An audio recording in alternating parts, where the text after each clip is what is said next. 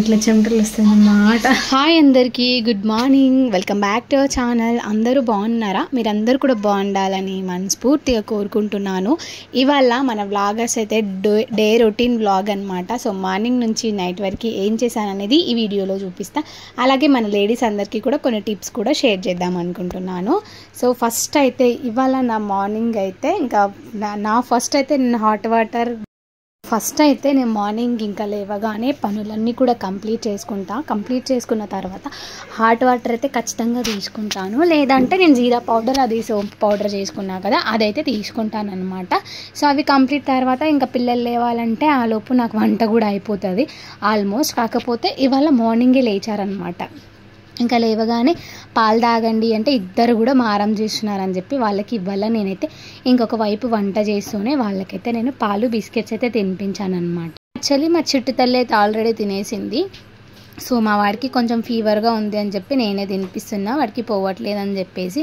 And ఇంకా ఫైనల్గా పిల్లలకి తినిపించిన. కాకపోతే ఒకరికి తినిపిస్తే ఇంకొకరికి కోపం వస్తుంది కదా, మాదం అట్లా అనమాట. వాడికి తినిపిస్తే ఖచ్చితంగా దానికి కూడా పెట్టాలి. సో ఇంకా పిల్లలకి పెట్టేసి అయితే ఇక్కడైతే జీరా నార్మల్గా ఇంకా మా కోసం అయితే నేను పప్పు అన్నం చేసేసాను. సో పప్పు అన్నం కొంచెం తినరు అనేసరికి ఇంకా కొంచెం జీరా రైస్ అయితే రైస్ ఉందని చెప్పి ఇంకా జీరా రైస్ అయితే చేసిస్తున్నాను అనమాట. చాలా బాగుంటుంది. పిల్లలు తినడానికి అయితే ఓకే అనమాట. జీరా రైస్ ఎక్కువ స్పైసీగా ఉండదు, ఏముండదు కాబట్టి పిల్లలు ఇష్టంగా తింటారు. కొంచెం లెమన్ పెడితే అది లెమన్ రైస్ కూడా అయిపోతుంది. సో వాళ్ళకైతే చాలా ఇష్టం అన్నమాట. పెరుగు జీరా రైస్ తింటారు. సో అందుకే కొంచెం మిగిలింది కదా అని చెప్పి వాళ్ళకైతే చేసిస్తున్నాను అన్నమాట. నార్మల్గా వేడి రైస్తో కూడా చేసుకోవచ్చు, అలా ఏం లేదు. అంటే నార్మల్గా ఉంది కదా అని చెప్పి వాళ్ళకు అవుతుంది, అలాగే మేము కూడా తినొచ్చు కదా అని చెప్పి చేసిస్తున్నాను అనమాట. అండ్ ఇప్పుడైతే ఎట్లా చేసుకోవాలో చూపిస్తా. మ్యాక్సిమం అయితే అందరికీ తెలుసు, అక్కడ పెద్ద ప్రాసెస్ ఏం కాదు, అందరికీ తెలియని వంటకాలు ఏం కాదు. మ్యాక్సిమం చెప్పాలంటే ప్రతి ఒక్కరికి కూడా అన్ని వంటకాలు వస్తాయి, రావని చూపించడం కాదు. సో మన వ్లాగ్స్ వచ్చేసి అయితే డైలీ వ్లాగ్స్ కాబట్టి ఖచ్చితంగా నా లైఫ్ స్టైల్లో ఏం జరుగుతుంది, ఎలా చేసుకుంటున్నా వర్క్స్ అనేది చూపించాలి కాబట్టి ఖచ్చితంగా అయితే నేను షేర్ చేస్తాను అంతే. సో ఇప్పుడైతే జీరా రైస్ అయితే చేస్తున్నాను, నార్మల్గానే చేస్తున్నా. అందరిలాగే నేను కూడా అవే వంటలు చేస్తాను. కొందరు అనుకోవచ్చు దాని స్పెషలా, మాకు వచ్చేవే చూపిస్తారు కదా అట్లా అని కొందరు నెగిటివ్గా ఆలోచిస్తారు కదా. సో వాళ్ళకి నెగిటివ్గా ఆలోచించే వాళ్ళకైతే అంటున్నాను, నార్మల్గా అయితే అందరు అట్లనే చేస్తారు. సో స్పెషల్గా చెప్పాల్సిన అవసరం ఏం లేదు. సో ఇప్పుడైతే ఒక గంజి పెట్టుకొని అందులో కొంచెం ఆయిల్ వేసుకున్నాను. అలాగే కొన్ని ఆవాలు, జీలకర్ర, అలాగే కొంచెం కరివేపాకు, వెల్లుల్లిపాయలు, కొత్తిమీర, అలాగే కొన్ని పల్లీలు అండ్ మిరపకాయలు కూడా యాడ్ చేసేసి తగినంత సాల్ట్ కూడా యాడ్ చేసేసి తాలింపు అయితే పెట్టేశాను అనమాట. ఇప్పుడు రైస్ వేసేసుకొని కొద్దిసేపు ఉడికించుకోవాలి. అట్లా నార్మల్గా మనం వేడయిన తర్వాత ఇంకా స్టవ్ ఆఫ్ చేసుకొని తినేయడమే. సో ఈ రైస్ని మనం టమాటాతో లేకపోతే నార్మల్గా పెరుగుతో తిన్నా కూడా చాలా బాగుంటుంది. అంటే కుకింగ్స్లో కూడా అంటే చాలా రకాలుగా ఉంటాయి కదా, ఒకరు ఒక్కో రకంగా చేస్తారు. నార్మల్గా జీలకర్ర వేసేసి రైస్ వేసి పసుపు యాడ్ వేసేసుకుంటారు, కొందరు పల్లీలు యాడ్ చేసుకుంటారు. అంటే చాలామంది చాలా రకాలుగా చేసుకుంటారని చెప్తున్నాను. సో మీరు ఎట్లా చేస్తారో నాకు తెలియదు, నేను ఎలా చేస్తానో మీకు తెలియదు కదా. నాకు వచ్చింది నేను చూపిస్తాను, నచ్చితే మీరు ట్రై చేయండి, ఇలా కూడా బాగుంటుంది అని చెప్పి చూపిస్తున్నాను అంతే. అండ్ తర్వాత వచ్చేసి అయితే ఇంకా నేను కుడుకలు పట్టుకుందామని చెప్పేసి అయితే తీసాను అనమాట. ఎందుకంటే నాకు ఒక 15 to 20 days వరకు పొడి చేసుకొని ఉంచుకున్నాను అనుకో, ఎమర్జెన్సీ టైంలో ఎప్పుడైనా లైక్ అంటే నాకు వంట చేయాలి అనిపించినప్పుడు, ఏదైనా కర్రీలో కొబ్బరి పొడి అవసరం ఉన్నదన్నప్పుడు యూజ్ అవుతుంది అనమాట. చాలామంది అంటే కొబ్బరి పొడి చాలా తక్కువ యూజ్ చేస్తారు, కానీ నేను మాత్రం చాలా యూజ్ చేస్తాను అనమాట అన్నిట్లో. మాకైతే కొంచెం గ్రేవీ కర్రీస్ అంటే ఎక్కువ పోవు అనమాట. ఫ్రై కర్రీస్ అయితే లైక్ చేస్తాను మా ఇంట్లో. అందుకే నేను ఎప్పుడు కూడా కొబ్బరి పొడి రెడీగా పెట్టుకుంటాను. సో 15 daysకి ఒకసారి లేదా 1 monthకి ఒకసారికి సరిపడంతా కూడా ఒక బాక్స్లో సేవ్ చేసి పెట్టేసుకుంటాను చేసుకొని ముందే. ఎందుకంటే అప్పటికప్పుడు చేసుకోవడం అయితే అంటే కాదు అన్నమాట. లైక్ అంటే కొంచెం బద్ధకం వేస్తుంది అనమాట నాకు కూడా.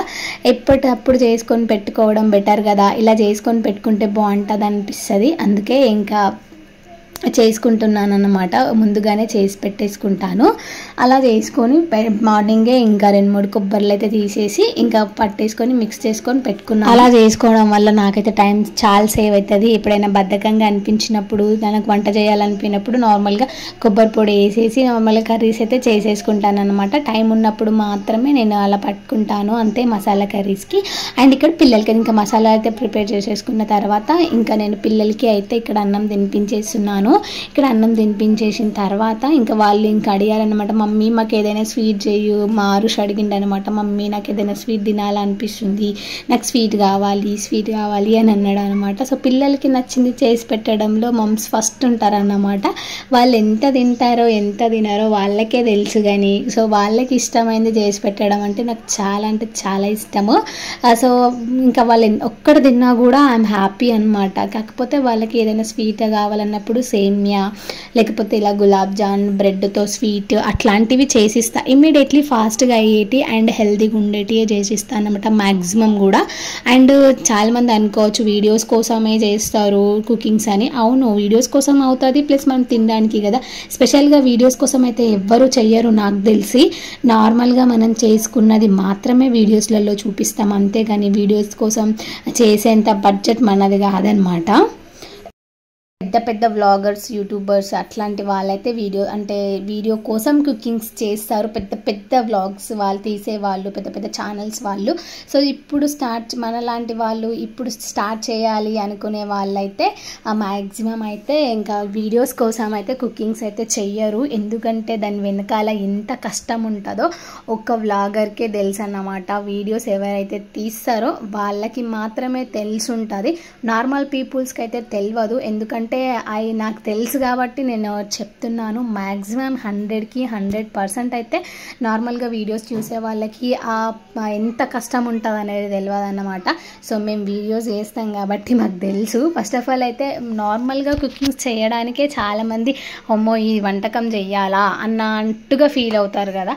సో అట్లాంటి వాళ్ళకి చెప్తున్నా, నార్మల్గా మేము ఇటు వంట చేస్తూ షూట్ చేస్తూ తర్వాత ఏ క్లిప్ ఎట్లా వచ్చింది అనేది క్లియర్గా ఎక్స్ప్లెయిన్ చేస్తూ అండ్ ఎడిటింగ్స్ చేసుకోవాలా, బ్యాక్గ్రౌండ్ వాయిస్ తీసేయాలి, కలర్ ఇంప్రూవ్మెంట్ చేసుకోవాలి, అండ్ మనం మళ్ళీ తర్వాత వాయిస్ ఓవర్ ఇవ్వాలి. ఇవన్నీ చేసుకొని అంటే నార్మల్గా చెప్తున్నా, ఒక యూట్యూబర్ కష్టాలు ఒక యూట్యూబర్కే తెలిసి ఉంటుంది, చూసే వాళ్ళకి కాదు. ఎవరైతే మన ఛానల్లో యూట్యూబర్స్ ఎవరైనా ఈ వీడియో చూస్తే వాళ్ళకైతే చాలా నచ్చుతుంది అన్నమాట. ఎందుకంటే నేను కూడా ఒక యూట్యూబర్ కాబట్టి వాళ్ళు ఎట్లా ఎడిటింగ్ చేస్తారో నేను కూడా అట్లనే చేస్తాను కాబట్టి చిన్న చిన్న యూట్యూబర్స్కి మాత్రమే ఇది. పెద్ద పెద్ద యూట్యూబర్స్ మన ఛానల్స్ చూసేంత అవకాశం ఉండదు. బట్ జస్ట్ చెప్తున్నాను అంతే, నా ఎక్స్పీరియన్స్ చెప్తున్నా. అండ్ ఆ వీడియోస్ కోసమే కదా ఇదంతా అని అనుకునే వాళ్ళ కోసం చెప్తున్నాను అంతే. అక్కడ ఏం పెద్ద ఏం లేదు, నార్మల్గానే చెప్తున్నాను. ఒక కుకింగ్ వీడియోకి ఒక 20 అయితే షార్ట్స్ చిన్నగా ఒక 2 నిమిషాలు 3 నిమిషాలు అట్లా క్లిప్స్ తీసుకోవాలా. అట్లాంటి 2-3 నిమిషాలు అయ్యి ఒక 10-20 క్లిప్స్ అవుతాయి అన్నమాట.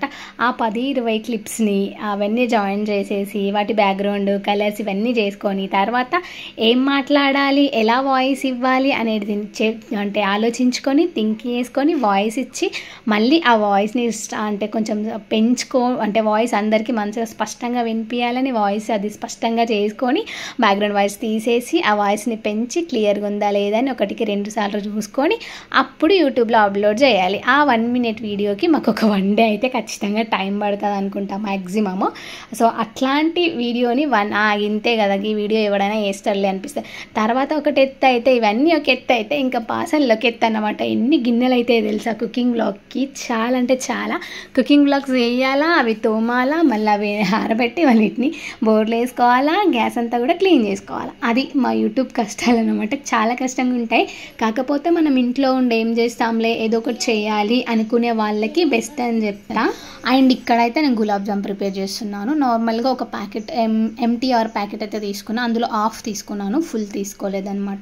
ఎందుకంటే లైట్ ఈ పూటకు తింటారు, నెక్స్ట్ డేకి అవి అంతా నచ్చవన్నమాట. సో ఎప్పటికప్పుడు ఫ్రెష్గా బాగుంటాయని నా ఒపీనియన్ అనమాట. ఫస్ట్ ఆఫ్ ఆల్ అయితే చాలామంది మధ్యలో అంటే పగులుతాయి కానీ లోపల వరకు ఉడకవి అంటే కొంచెం పచ్చి పచ్చిగా ఉంటుందని చాలామంది అంటే అనడం ఎందుకు, చాలామందికి అలానే వస్తాయన్నమాట. అట్లా రాకుండా ఉండాలంటే మనం పిండిని అంటే పాలల్లో నానపేసుకొని ఒక 10-15 నిమిషాలు పక్కన పెట్టినాం అనుకో మనకి లోపల వరకు అంటే కొంచెం లోపలంతా సాఫ్ట్గా బబ్లీగా అయ్యి మంచిగా ఇదవుతాయి అన్నమాట. మళ్ళీ ఇంకోటి గులాబ్ జామ్ చేసే ప్రాసెస్ ఏంటంటే మనం నార్మల్గా అయితే డీప్ ఫ్రై చేసుకుంటాం కదా, హై ఫ్లేమ్ అంటే తొందరగా రెడ్ కలర్ రావాలని చాలామంది హై ఫ్లేమ్లో పెట్టి చేస్తారు ఈ ప్రాసెస్. అంటే వాటిని అంటే వేయించే ప్రాసెస్ అట్లా చేయకూడదు అనమాట. అంటే లైట్ మీడియం ఫ్లేమ్లో పెట్టి ఆ తర్వాత మనము ఇంకా వాటిని వేయించుకోవాలన్నమాట. ఎంతసేపు అయినా టైం పట్టనివ్వండి, అయితే ఫాస్ట్గా అయిపోతుంది కదా అని చెప్పి మనము ఇంకా తొందర వేయించుకొని హై ఫ్లేమ్లో పెట్టుకుంటే లోపల వరకు ఉడికే ఛాన్స్ అయితే ఉండదు. చాలామంది జామ్స్ చేస్తే మధ్యలో రౌండ్గా అలానే వైట్గా ఉండిపోతుంది, లోపల వరకు డీప్ ఫ్రై అవ్వదు అండ్ అది మనకి పాకం కూడా పట్టుకోదన్నమాట. అట్లా పట్టుకోవాలి అంటే మెయిన్ పాయింట్ అంతా డీప్ ఫ్రై చేసుకునే దగ్గరే ఉంటుంది. మీడియం ఫ్లేమ్లో పెట్టుకొని ఎక్కువసేపు చేసుకుంటే మనకి జామ్ అనేది పర్ఫెక్ట్గా వస్తుంది అన్నమాట. సో ఇంకా పిండి ఇంకా నాకు ఇక్కడ పిల్లల హడావిడి చేయడం వల్ల నాకు కూడా అంత పర్ఫెక్ట్గా అంటే రౌండ్గా ఏం రాలేదు, కాకపోతే లోపల వరకు అయితే మంచిగా కుక్ అయినాయి. ఆఫ్టర్నూన్ టైంలో చేశాను నేనైతే, చాలా అంటే చాలా స్వెట్స్ వచ్చిందనమాట. సో పిల్లల కోసం కదా ఖచ్చితంగా చేయాలనిపించింది, సో చేసిన. ఇంకో పక్క అయితే ఇంకా అంటే మనకి జామ్స్కి తగ్గట్టుగా మనము షుగర్ అయితే తీసుకోవాలి. అట్లా తీసేసుకొని మంచిగా పాకం వచ్చేంత వరకు ఉడికించుకొని ఒక 2 ఇలాచీలు కూడా యాడ్ చేసేసి ఆ సిరప్ని అయితే పక్కన పెట్టిన. మ్యాక్సిమం అందరు ఏం చేస్తారంటే సిరప్లో ఇట్లా తీసి ఇట్లా వేసేస్తారు, ఒక 5 minutes అట్లా పక్కన పెట్టి ఆ తర్వాత బాల్స్ వేయాలి. ఆ బాల్స్ వేసిన తర్వాత ఫ్రిడ్జ్లో పెట్టుకోవాలి. ఫ్రిడ్జ్లో ఖచ్చితంగా ఒక 15 minutes ఫ్రిడ్జ్లో పెట్టుకుంటేనే మనకి జామ్ టేస్ట్ అనేది చాలా బాగా వస్తుంది. వేడిగా తింటారు, లోపల వరకు సిరప్ అనేది ఇంకిపోదు అన్నమాట. చాలా అంటే చాలా చూసాను నేను. సో అట్లా చేయకండి, నార్మల్గా చేసుకోండి, బాగుంటుంది. సో క్లియర్గా ఎక్స్ప్లెయిన్ చేసిన ఒక షార్ట్ వీడియో కూడా పోస్ట్ చేసిన. సో షార్ట్ వీడియోస్ కూడా చూడడానికి అయితే ట్రై చేయండి. సో లాంగ్ వీడియోస్ చూసే వాళ్ళకి చెప్తున్నా ఫ్రెండ్స్. అండ్ ఇంకా జామ్స్ చేసేసి అది ఫ్రిడ్జ్లో పెట్టిన. ఆ లోపు పిల్లలు ఏదైనా తింటారని చెప్పి కలర్ మురుకులు ఉంటాయి కదా, మేమైతే బీరకాయలు అంటాము, అవి ప్యాకెట్ ఉంది. ఇంకా పిల్లలు తింటారు కదా ఆఫ్టర్నూన్ టైంలో అని చెప్పి ఇంకా జామ్స్ వేయించిన ఆయిల్ ఉంది కాబట్టి సో ఇంకా సపరేట్గా అవన్నీ తీయాల్సిన అవసరం లేదని ఇంకా పిల్లలు తింటారని చెప్పి వాళ్ళ కోసం అయితే వేయించేసి ఇచ్చేసాను అన్నమాట. సో హ్యాపీగా వాళ్ళు కూడా తిన్నారు. సో అండ్ ఇక్కడ జామ్స్ కూడా ప్రిపేర్ అయిపోయాయి ఆల్రెడీ. సో ఇప్పుడైతే పిల్లలకి నేను కూడా హ్యాపీగా తింటున్నాను. టేస్ట్ మాత్రం చాలా బాగుంది. అండ్ ఇవాళ మన వ్లాగ్ అయితే ఎలా ఉందో ఖచ్చితంగా కామెంట్ చేయండి. అలాగే మీకు ఇంకా ఎలాంటి వ్లాగ్స్ కావాలన్నా కామెంట్ చేయండి, మ్యాక్సిమం చేయడానికి అయితే ట్రై చేస్తాను. న్యూ యూట్యూబర్స్ అయితే కామెంట్ చేయండి, నేనైతే సబ్స్క్రైబ్ చేసుకుంటాను. And thank you friends. Next మంచి వ్లాగ్తో కలుద్దాం. Bye bye.